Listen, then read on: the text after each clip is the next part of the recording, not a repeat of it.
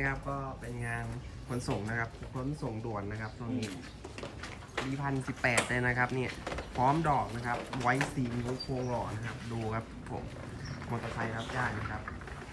2เลยนะตีคร่าวๆไป100 กว่าโลนะ100 กว่าโลได้เลยนะครับเพราะว่าตู้เปล่าก็ประมาณ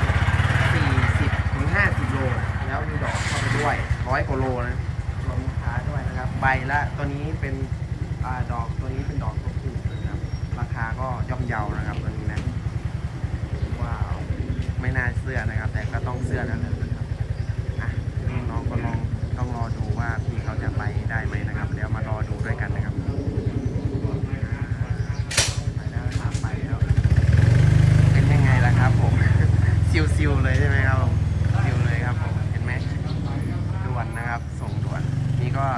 อยากถ่ายคลิปด้วยนะครับหนาวเขากล้องจังหวะด้วยเขากล้องจังหวะด้วยโอ้ไปได้